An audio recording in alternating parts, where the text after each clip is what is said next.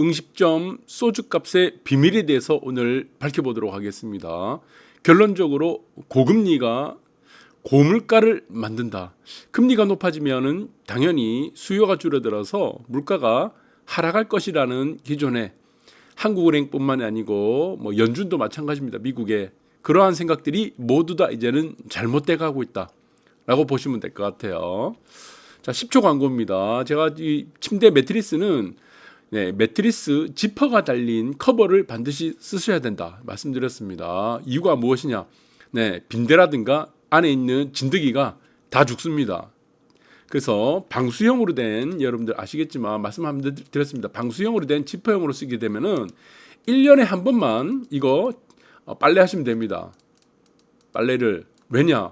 자주 열고 닫고 자주 빨래할 필요 없어요. 그래서 1년에 한 번 날짜를 잡아가지고 그때 한번 열고 그리고 이 매트리스 커버를 한번 이제 빨래를 하고 그 다음에 청소기를 한번 밀면 됩니다. 그래서 진공 청소기 우리가 강력한 거 유선으로 된 거 밀면은 되고 절대로 이거는 매트리스 지퍼형 방수로 된 걸 쓰셔야 되고 그래야 빈대 진드기를 다 제거가 가능합니다. 그리고 1년에 한 번만 빨래를 해라. 그래서 이 제품 여러분들 한번 참고해 보시기 바라겠습니다. 자, 우유 채소 무섭게 지금 오르는 식탁 물가. 그래서 지금 정부에서도 지금 금리를 고금리를 지금 계속 쓰고 있죠. 이거 지금 효과를 보고 있습니까? 효과를 전혀 못 보고 있습니다. 효과가 없어요. 그래서 제가 한 1년 전에도 지금 말씀드렸습니다. 이 고금리가 상당히 오히려 위험할 수도 있다. 이 고금리 자체가 고물가를 만드는 이 형국이 될 수 있다고 전 세계 최초로 제가 이 주장을 했었습니다. 그러나 많은 사람들은 미풍의 말은 말이 안 된다 라고 많이 따졌을 거예요. 기본적인 여러분들이 알고 있는 미시경제라든가 그 다음에 거시경제 이 여러분들이 잘 알 겁니다. 미시경제는 마이크로, 거시경제는 매크로. 그러니까 작은 것, 제품의 가격 이런 것들은 이제 미시가 되겠죠. 그리고 거시는 뭡니까? 뭐 환율이라든가 경상수지 그리고 뭐 무역수지 이런 것들은 이제 크게 보는 거를 거시경제라고 하는데 자, 이 이론하고 미풍하고는 말이 안 맞다는 겁니다. 근데 지금 현실이 되고 있어요. 고금리인데 물가가 줄어들지 않는 겁니다. 그래서 저는 이게 새롭게 등장한 것이 지금 미풍학파입니다. 미풍학파. 경제학에서 새로운 주류가 등장하고 있다. 미풍학파. 자, 그래서 이 부분들을 여러분들이 잘 보셔야 됩니다. 그래서 과일은 이제 사치가 됐습니다. 그러니까 결국에 이 말이 뭡니까? 수요가 줄어든다는 얘기죠.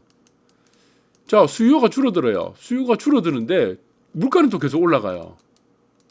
물가는 계속 올라가고 있다. 이 어떻게 보면은 경기 침체 속에 물가만 올라가는 스태그플레이션이라고 말할 수도 있는데 기존 경제학에서 우리 관점하고는 전혀 다르다 이렇게 보시면 될 것 같아요. 왜 그렇습니까? 자, 이것이 나타나는 이유 중에 하나가 무엇이냐? 여러분들 아시겠지만 정보의 효율성입니다. 정보의 효율성이 극대화가 되고 있습니다. 자, 전부 다 이제 스마트폰 시대가 된 거예요. 스마트폰을 가지고 다니다 보니까 정보가 금방금방 노출이 됩니다. 자, 이러한 정보 효율성으로 인해서 모든 각 주체는 어떻게 되고 있다? 손해를 보지 않으려고 한다는 겁니다. 손해. 그러니까 고금리가 만들어내는 것은 자영업자들이 이제 대출이 있다 보니까 그 가격에 내가 빌려 쓴 돈에 대한 이자까지 다 포함이 된다는 겁니다. 자, 금융비용이라고 하는데 이것들이 즉각 반영된다. 소비자들도 즉각적으로 행동하게 되고 자, 생산자도 마찬가지고 제품을 만드는 사람, 음식점주도 마찬가지입니다. 모든 주체가 전부 다 이제는 손해를 안 보려고 한다. 거기서 나타난 것이 결과가 바로 무엇이다? 고물가입니다. 고물가. 처방이 안 된다는 겁니다. 고금리는 이제 처방의 시대가 끝났다 이렇게 보시면 될 것 같아요. 자, 생산물, 농산물도 보시면은 농산물이 지금 이제 비싸서 안 사 먹죠. 과일도 안 사 먹죠. 근데 계속 올라갑니다. 자, 물가 계속 올라가요. 자, 이러한 것들은 굉장히 특이한 현상이라고 볼 수 있는데 지금 아까 제가 말씀드렸습니다. 스마트폰 때문에 일어나는 저는 현상이다. 정보의 효율성이 극대화돼서 나타나는 현상이다. 이렇게 보시면 될 것 같아요. 그래서 고금리 더 못 버텨. 자영업자 뭐 대출이 다 있죠. 7조 3천억입니다. 역대 최대죠. 이 고금리가 어떻게 됩니까? 이자가 올라가는 겁니다. 금리에 대한 내가 지불하는 이제 자영업자들이 지불해야 되는 이자가 이것이 다 제품 가격에 즉각 반영되고 있다. 식당에서 물건을 음식을 파는 가격에 즉각 반영되다 보니까 기현상이 하나 등장합니다. 자, 그 기현상에 어디로? 소주로 갑니다. 소주로. 소주 한 병의 제조원가 550원이에요. 근데 식당에 가면은 6,000원에 지금 팝니다. 그러니까 6,000원이 이 소주 한 잔에 어떻게 됩니까? 한 병에 파는데 이것이 다 금리, 고금리로 만들어진 금리에 대한 이자 부담이 다 즉각 포함된다. 이렇게 보시면 될 것 같아요. 그래서 이제 서민술이 이제 아닙니다. 이제 소주도. 그러면 고금리 처방으로는 이제 안 된다는 겁니다. 이게. 자, 오히려 고금리만 고물가만 만들어내는 이제 악순환만 계속 반영되고 있다. 이렇게 보시면 될 것 같아요. 그래서 여러분들 잘 아시겠지만 고전학파라든가 이제는 이거는 이제 보시면은 이제 18세기 19세기 정도에서 이제 형성됐던 이제 경제학 주류입니다. 네, 그리고 케인지안 학파 흘러갔고, 그 다음에 이제 시카고 학파까지 왔습니다. 시카고 학파는 이제 신자유주의, 신자유주의라고 하고, 그 다음에 이제 새롭게 등장하는 것이 뭡니까? 미풍학파예요. 경제 주류가 이제는 21세기 경제 주류는 미풍학파입니다. 네, 그래서 이제 처음부터 보게 되면은 제가 이제 대본을 써서 지금 방송을 하는 게 아니기 때문에 좀 말실수가 있을 것 같아요. 그래서 여러분들이 한번 찾아보시고 고전학파는 여러분들이 잘 알 겁니다. 네, 잘 아시죠? 이거는 뭡니까? 가격이죠, 가격. 가격을 어떻게 한다는 겁니까? 수요 공급에 의해서 수요와 공급이 만나는 선. 이것이 뭡니까? 이거 바로 뭐죠? 이것이 바로 보이지 않는 손이죠. 보이지 않는 손. 보이지 않는 손이다. 이 보이지 않는 손이 뭡니까? 이게 바로 가격이라는 것입니다. 자유 주체에서 생산자와 소비자가 만나가지고 자기들이 보이지 않는 손에 의한 가격, 말 그대로 거기서 가격이 형성된다는 겁니다. 수요 공급에 오르지.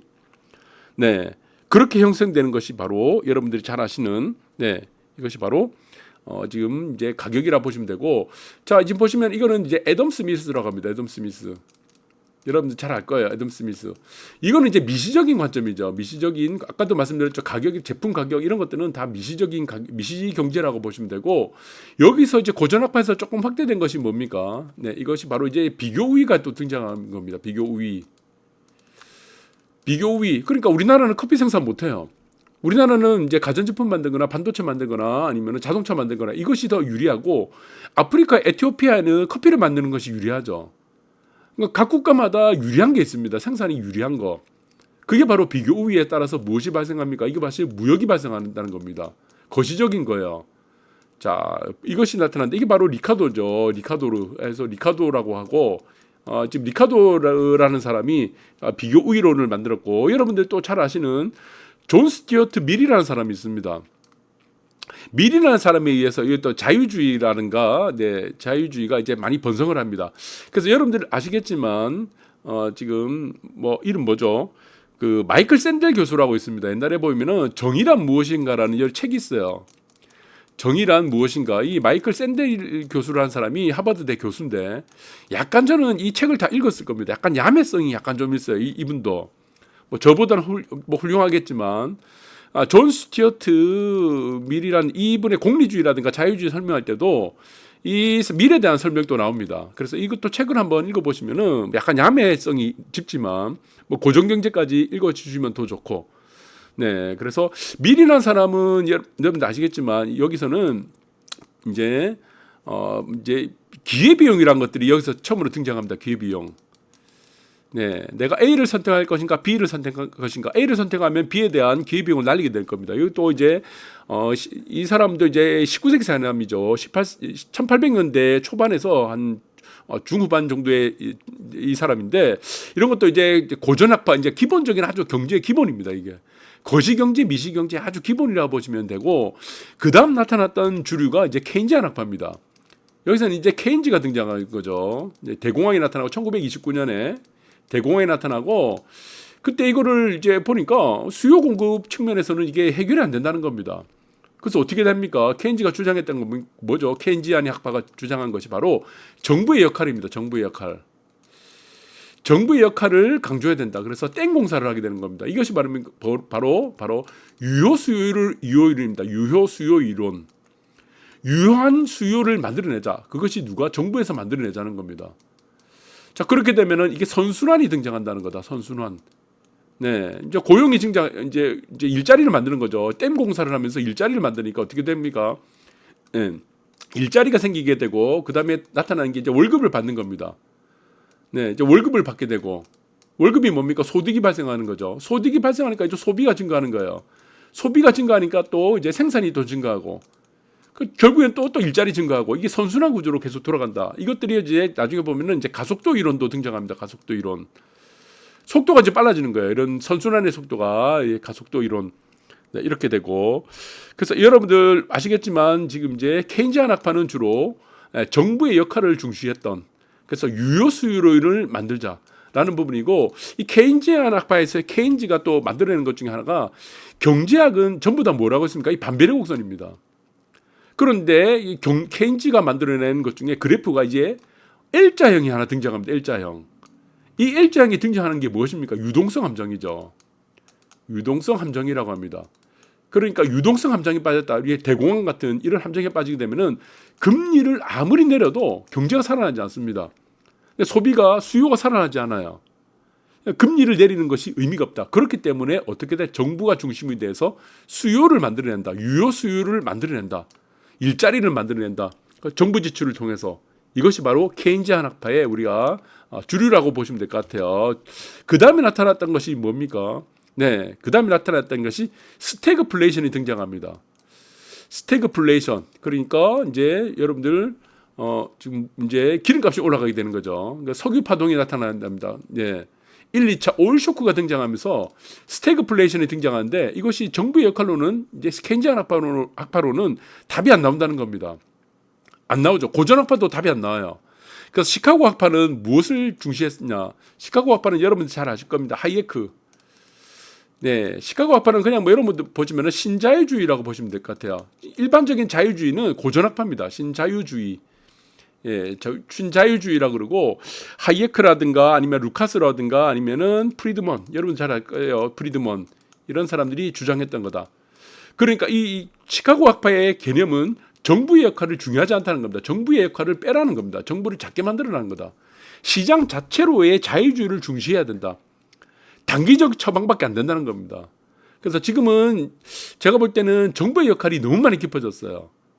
네, 그 억지로 뭐 금리를 올리고 뭐 이런 부분들이 지금 이제 중요하지 않다 저는 그렇게 보고, 네, 결론적으로는 이제 고전학파에서 있었던 노동가치라는 것이 있습니다. 노동가치, 예, 노동가치 뭐 네, 공산주의라든가 사회주의의 시초에서도 마찬가지지만 노동가치설에도 일단은 그 시작됐습니다.